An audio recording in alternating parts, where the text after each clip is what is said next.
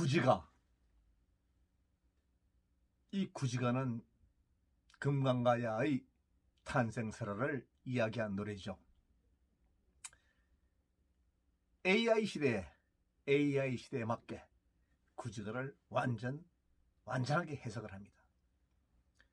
현대에도 초자연적인 신비한 현상을 바라는 사람들이 아주 많죠. 그러니까 아주 별의별 해석을 다 해놨습니다. 그러니까 다시 말해서 구지가는 김수로 왕의 금강가야의 탄생설을 담은 가사입니다.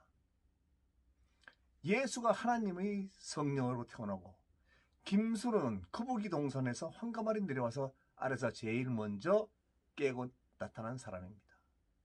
인간은 아래서 부화할 수가 없죠. 그럼 김수로는 인간의 탈을 쓰고 태어난 포유류나 조류란 말입니까? 어떻게 탄생설화를 이렇게 만듭니까? 이렇게 탄생설화는 말도 안 되는 초자연적인 현상이 있었다는 거짓말을 하면서 후세에 전하고 있습니다. 구지가를 해석해 보겠습니다. 우선 한문으로 되어 있죠. 화, 구화, 수기, 현야, 약불, 현야, 번자기, 끽야. 그래서 이렇게 다 해석을 해놓은 것은 이렇죠. 내용이 거부가 머리를 내놓아라. 머리를 내놓지 않으면 구워서 먹으리. 이게 무슨 뜻인가를 알려면 우선 거북이가 무엇을 지칭하는지를 먼저 알아야 됩니다. 실제적으로 거북이를 거북이라고 하면서 이렇게 가사를 썼을까요?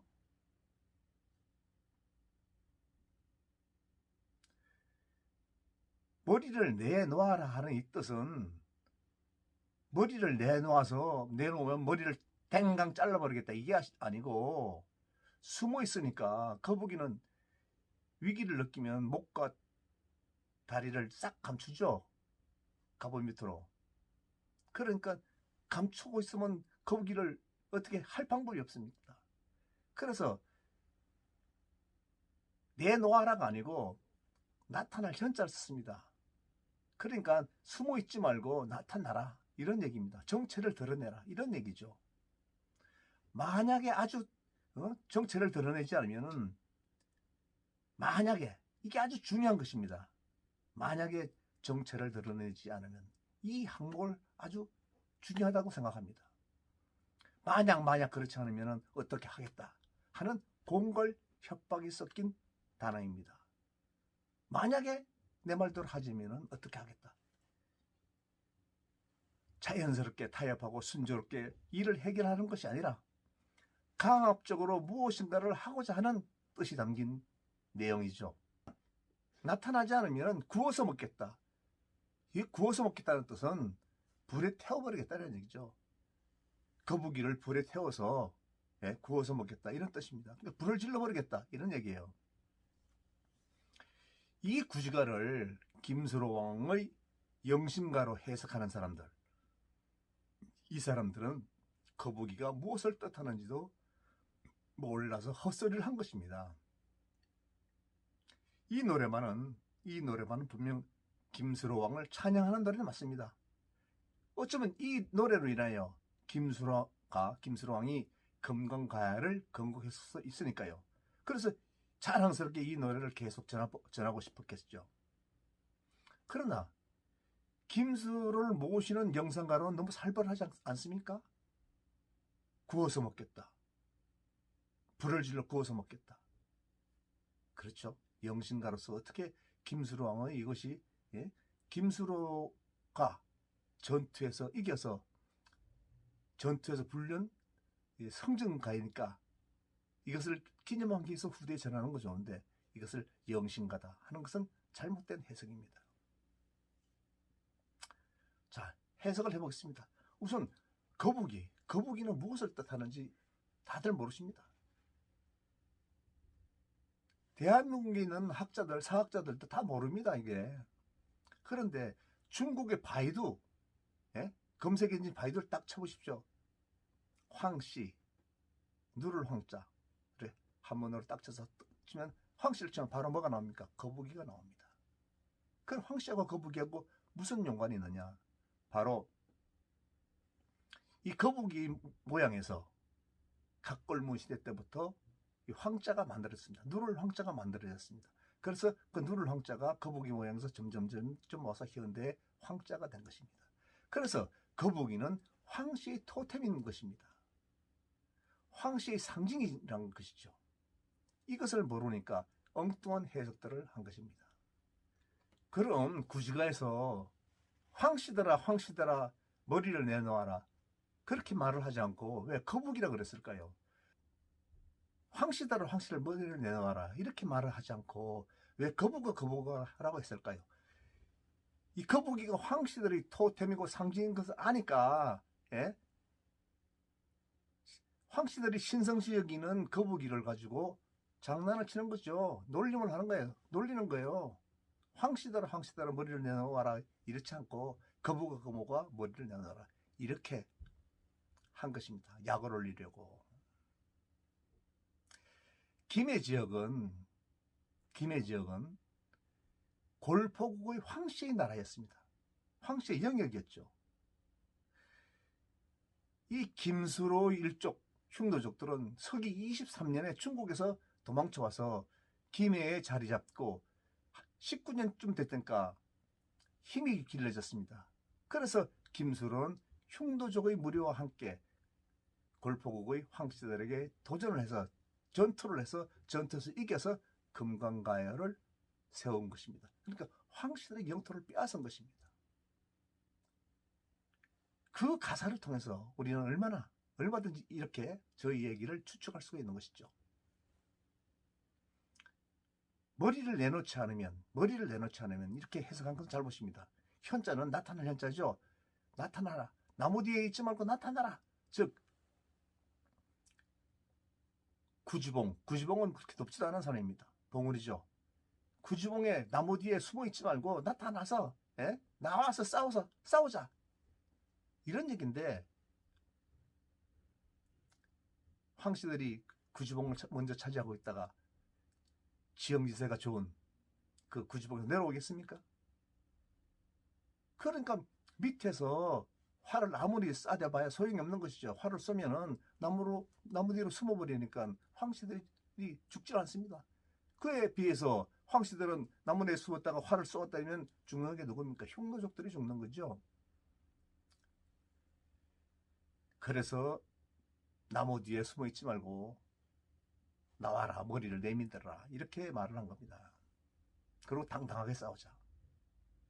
그런데 전쟁에서 바보가 있나요? 그런 바보가 어디 있어요? 나오라 그래서 나오는 바보가 어디 있습니까? 유리한 지형을 차지하고 전투를 벌이는데 미쳤다고 얼굴을 내밀겠습니까? 그래서 김수로 흉노족들은 봉우리 산에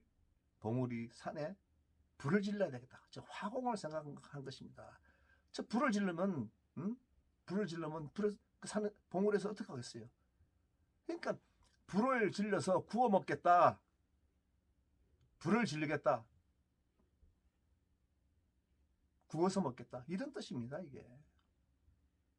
내려오지 않으면 구지산 봉우리에 불을 지르겠다. 그렇게 엄포를 놓은 거죠. 그렇게 하고 구워서 먹겠다. 이런 내용이죠. 그래도 황씨들이 구지봉에서 내려오지 않자 진짜 불을 질렀습니다. 나무에 불이 붙으니까 어떻게 되겠습니까?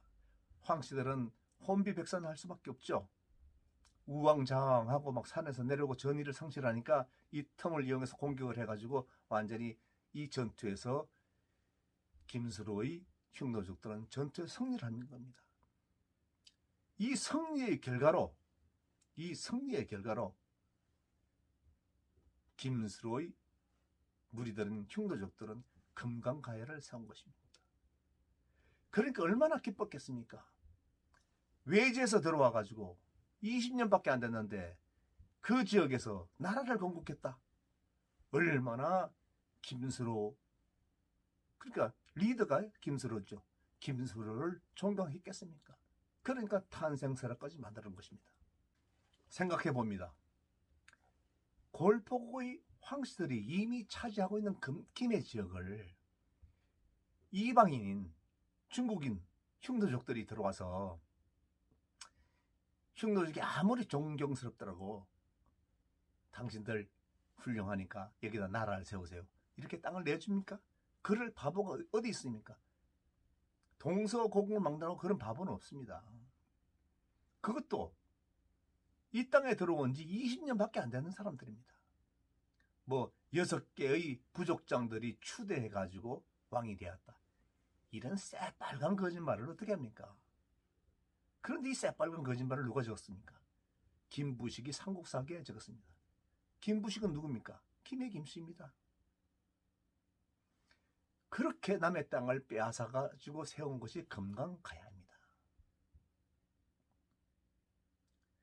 그런데 여기서 더 알게 되는 것이 있습니다.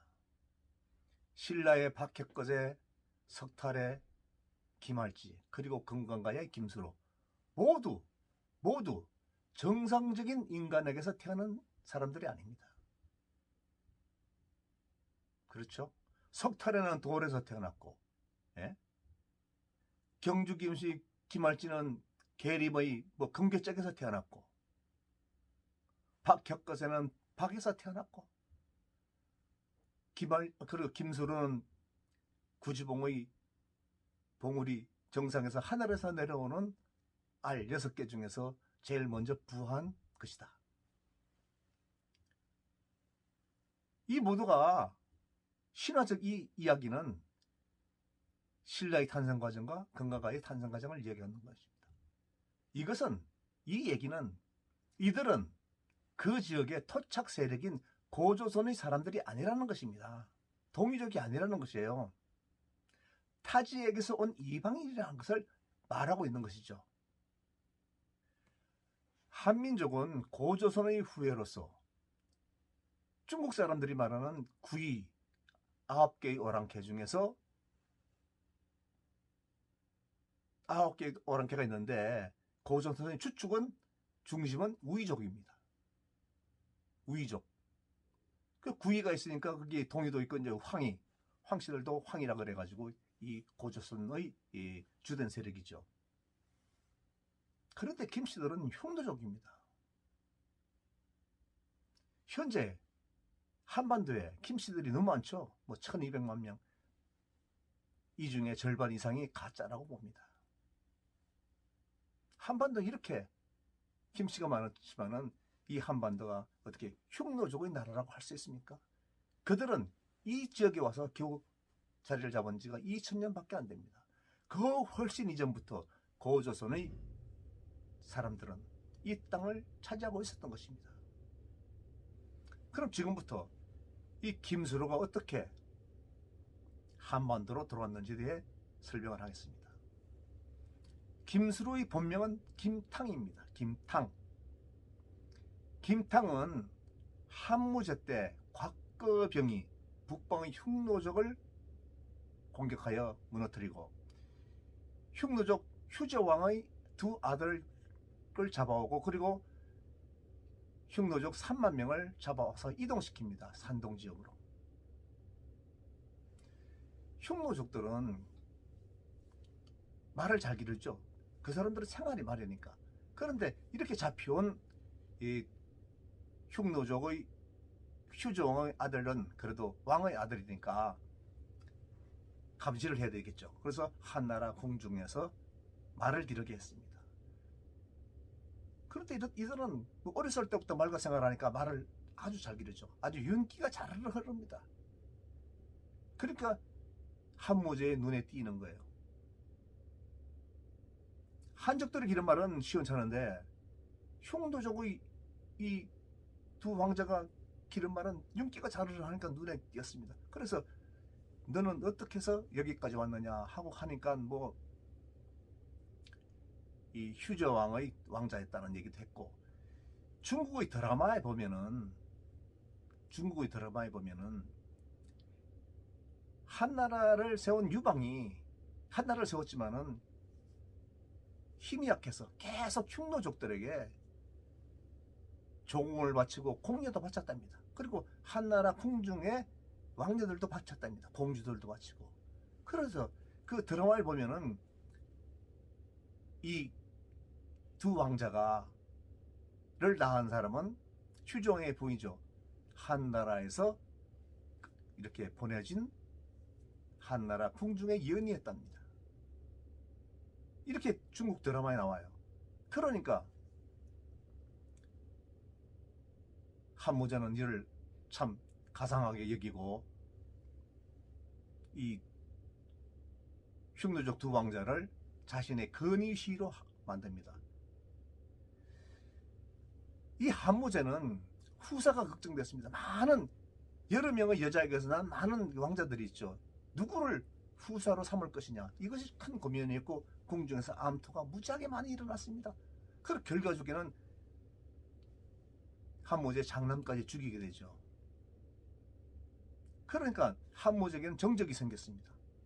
정적이 생겨서 암살을 하려고, 한무제를 암살을 하려고 딱 할 때 이 휴종의 아들이 나타나서 그들을 물리치고 한무제를 구해줍니다. 생명의 은인이 된 거죠. 한무제는 너무 고맙고 기특하게 생각해서 그에게 투후라는 자기를 주었고, 투후, 후작입니다. 그리고 이름을, 성을 김이라고 했고 이름을 일제라고 했습니다. 김일제. 이 김일제의 후손들은 지금도 이 중국 내에 많이 살고 있고, 그리고 김일제의 후손은 한반도로 온 사람들은 경주 김씨고, 김일제의 동생 김윤의 후손들은 한반도로 온 사람들은 바로 김해 김씨입니다. 그러니까 이 한무제의 잘못으로 이 한왕실은 세하게집니다. 황제를 자꾸 갈아치우는 거예요. 곽거병의 아들이 정권을 차지하고 나서 자꾸 이 황제를 갈아치우니까 항상 황제는 어립니다. 결국에는 서기 8년에 왕망이 한나라의 황제, 어린 황제를 갖다 폐위시키고 죽이고 자신이 나라를 세우니까 신국입니다. 신국. 서기 8년에 신국이 새로 생기니까 이 김씨들은, 흉노족 김씨들은 자기 세상을 만났죠. 왕왕편에 섰기 때문에. 또 그래서 뭐 여러 지역에 이렇게 퇴소로 나가고 권력을 차지합니다. 그런데 왕망의 신국은 불과 15년만 정권을 유지하고 이 유방의 후손인 유수에게 서기 23년에 이 왕망이 죽임을 당합니다. 유수는 후한을 건국했죠. 그리고 광무제라고 했습니다. 광무제가 황제가 되니까 왕망을 따르던 이 김씨들은 어떻게 되겠습니까? 다 죽여야 되지 않겠습니까? 다 착살하라고 명령을 내렸겠죠. 그러니까 사천성, 성도, 중국말로 하면 청두입니다. 여기 태수로 나가 있던 김탕은, 그러니까 김윤의 후손이죠. 김탕은 산동까지 도망을 와서 산동에서 여러 흉노족들을 데리고 도망을 와서 한반도로 들어오게 됩니다. 배를 타고 한반도로 들어왔는데 우선 먼저 닿을 곳이 어디 있겠습니까? 영산강 지역입니다. 영산강 지역은 아주 살기가 좋은 지역이죠. 김해평야도 있고. 그런데 그 지역엔 이미 고조선의 후손들이 많이 살아가지고, 우이족들이 살아가지고 받아들이질 않으니까 이들은 흘러 가서 어디까지 내려가냐? 김해까지 내려갑니다. 김해 지역은 골포국 영역이었습니다. 골포국의 황씨의 영역이었는데 이 당시에는 인구가 상당히 작았습니다. 농토는 넓고 할 일은 많은데 인구가 적으니까 뭐 노예로 살아도 좋으니까 뭐 살게만 해주십시오 하고 싹싹 빌으니까 그럼 이 지역에서 살아라 하고 땅을 좀 내줬더니 1년, 2년, 몇 년 지나니까 얼마나 살기 좋은 곳입니까? 황산강에서 쭉 올라가면 황산진이 있고 지금은 낙동강이라는 것이죠. 강을 통해서 뭐 이렇게 또 교역을 할 수 있고, 또 바다에는 해산물이 많이 하지 않습니까? 그 바다에서 고기를 잡아먹고 또 해상을 통해서 교역을 한다든지 얼마나 살기 좋은 곳이 김해입니까? 19년째 19년이 되니까 완전히 자리를 잡았죠. 이 흉노족들은. 이 김탕은 드디어 본색을 드러냅니다. 한 지역의 태수였던 사람이 어떻게 골포구 황씨들에게 머리를 계속 굽히고 굽신거릴 수 있겠습니까? 본색을 드러내서 황씨에게 도전을 합니다. 그래서 전투가 벌어집니다. 그 전투가 바로 김해의 구산동에 있는 구지봉입니다. 구지봉에서 전투가 벌어졌을 때 황씨들은 구지봉 위에 있었고 김수로의 흉노족들은 구지봉 아래에 있었습니다. 지형상으로 불리하죠. 위에서 쏘아대는 화살에 맞아 죽는 흉노족들, 밑에서 아무리 쏘아봐야 나무 뒤에서 싹싹 숨어서 피하는 이 황씨들. 그러니까 김탕은 머리를 썼습니다. 불을 질러버리겠다. 그래서 이제 전쟁 가사를 만드는 거죠. 황씨들아 머리를 내밀어라 이렇게 한 게 아니고 거부가 머리를 내밀어라. 머리를 내밀지 않으면은 구워서 먹으리. 산에 부지를 질러서 구워서 먹겠다. 화공을 쓰겠다. 이렇게까지 계속 외쳐댔습니다. 구지봉 아래서. 거부가 머리를 내밀어라. 내놓아라. 머리를 내놓지 않으면 구워서 먹으리. 불을 질러 버리겠다. 사람을 먹습니까? 그냥 거북이니까 구워서 먹겠다. 이렇게 껌포를 놓은 거죠. 이렇게 공갈 협박 껌포를 놓았지만은 구지봉 이때에 있는 황씨들 내려오겠습니까? 안 내려오죠. 그러니까 진짜 불을 질렀습니다. 불을 지르니까 어떻게 됐습니까? 당연히 그 전투에서 김탕의 흉내족들은 그 전투에서 승리를 하게 되는 것이죠. 전투에서 승리를 하게 돼서 금강가위를 세우니까 이 방에서, 그러니까 외지에서 들어온 이 흉노족들이 20년 만에 나라를 세우게 된 것입니까? 얼마나 기뻤겠습니까? 그리고 그 리더인 김탕이 얼마나 존경스럽겠습니까? 그러니까 이름을 김수루라고 바꾸고 탄생설화를 만든 것입니다. 이게 구지과입니다. 살게 해준 은혜를 원수로 갚은, 그러니까 굴러온 돌이 박힌 돌을 빼낸 아주 대표적인 역사적 사실입니다. 그럼 골포국을 한번 보겠습니다. 골포국은 마산을 중심으로 하여 황산강, 지금은 낙공 똥광이라 그러죠. 그렇지만은 지금도 그 지도에는 황산진이라는 지명이 그대로 있습니다. 중국의 사마천의 사기상 기록으로 기원전 356년에 한반도로 들어오신 진나라 성상을 지닌 황경수공의 형제들이 세운 나라가 골포국이라고 생각을 합니다. 물론 그 이전에 기원전 648년 황국이 망하고 나서도 이 황씨들이 들어왔죠. 그런데 그 역사적 기록이 없으니까 주장을 할 수 없지만은 기원전 356년에 한반도로 들어온 황경수공과 두 형제의 기록은 분명히 중국 측 기록에 있으니까 역사적 사실이죠. 그렇게 골포국은 역사적으로 아주 오래됐다는 것입니다. 이 지역에서는 이미 철기를 생산하여 사용하고 있었다는 것이죠. 다호리 유적에서 발견된 이렇게 철기가 기원전 1세기 어쩌고 하는데 그거보다 훨씬 오래된 것입니다. 그러니까 김수로의 금강가야가 세워지고 나서 금강가야를 철의 나라니 이렇게 철기가 그때부터 만들어진 것이라고 하는데 이거 웃기는 얘기입니다. 훨씬 이전 골포국 시절부터 철기는 사용되어 왔다는 것이죠. 그렇게 골포국은 오래된 나라입니다.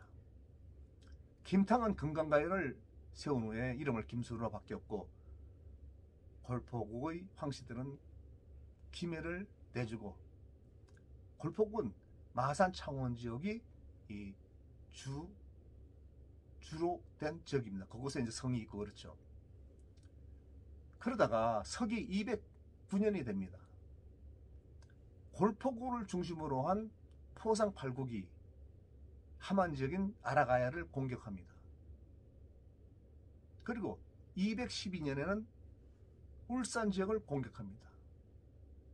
그래서 이 포상팔국은 당연히 아라가야와의 전투에서 이기고 그리고 울산과의 전투에서 이깁니다. 그런데 삼국사기를 쓴 김부식은 어떻게 썼느냐? 김부식은 김해 김씨니까 김해 김씨 입장에서 신라의 도움으로 포상팔국 전쟁에서 포상팔국을 패하게 만들었다. 이렇게 썼습니다. 그런데 중국의 삼국지 동의전에 보면은, 위지 동의전에 보면은, 그건 기원은 3세기경에 써진 거죠. 여기를 보면은 포상팔국이 이 전투를 벌여서 이겼다. 그래서 하만의 아라가야나 울산 지역도 머리를 숙였다. 이렇게 기록되어 있습니다. 그 뒤에 800년 뒤에 써진 김부식의 삼국사기에는 졌다. 완전히 김씨 입장에서 거짓부렁을 써놓은 것입니다. 그럼 그 이후에 금관가야와 골포국 황씨들은 어떻게 살았을까요? 포상팔국이 울산을 공격하려면 반드시 김해를 지나가야 됩니다. 그러니까 금관가야에서는 전쟁해봐야 소용이 없다, 진다 라고 생각하는, 바로 싸우지도 않고 항복을 해버리는 겁니다. 아주 야가 빠졌죠. 손을 들어 항복을 하는 거예요. 항복을 하니까 그 지역을, 김해 지역을 지나가서 울산을 공격하게 되는 것이죠. 200년 전에 원한이 있는 거 아닙니까?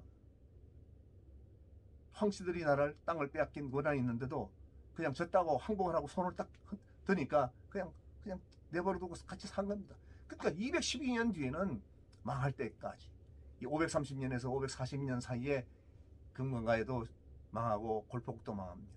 이 망할 때까지 그냥 평화롭게 살았습니다. 전투가 있었다, 전쟁이 있었다, 이런 얘기는 어디에도 기록이 없죠. 그건 300년간을 그렇게 평화롭게 같이 살다가 결과적으로는 신라에 전부 다 망해서 신라의 복속이 되는 것이죠. 이상의 내용으로 김탕이 금관가야를 서고 김수로 왕이 되는 과정, 그리고 그 이후의 얘기와 구지가의 내용을 영신간이 어쩌고 하면서 헛소리를 하는 그런 해석을 하는 것은 잘못입니다. 현대는 AI 시대입니다. 감출 수가 없습니다. 역사를 감출 수가 없는 시대예요. 그러니까 진실이 무엇인가는 이미 감출 수 없는 시대는 다 밝혀져 있습니다. 구지가에 대한 많은 해석들이 이렇게 유튜브로 나와 있는데 전부 다 그걸 보고는 웃음이 나옵니다. 거북이가 무엇을 뜻하는지도 모르는 사람들이 구지가를 설명한다니까 말이 안 되죠. 그러면 거북이가 왜 황씨냐? 각골문에 거북이 형태를 써서 황씨이기 때문에 그 황씨냐? 그것도 아닙니다. 마산, 창원, 김해, 그리고 함안 지역까지 거북 구자가 들어간 지명이 지금도 무지하게 많이 남아 있습니다. 이렇게 세어보니까 한 30개 정도는 있습니다. 부산면, 구현동, 구곡동. 거북 구자는 거북귀라고도 읽죠. 이렇게 많은 거북 구자가 들어간 지명에는 황씨들의 집성촌이었다는 얘기입니다. 황씨들의 집성촌이 여기저기에 많이 있었기 때문에 창원 지역, 김해까지 이것이 골포국의 영역이었다. 이렇게 설명이 되는 것이죠. 사학자 여러분, 연구 좀 하시고 연구 좀 하세요. 그리고 제대로 된 역사를 좀 써주시기 바랍니다. 감사합니다.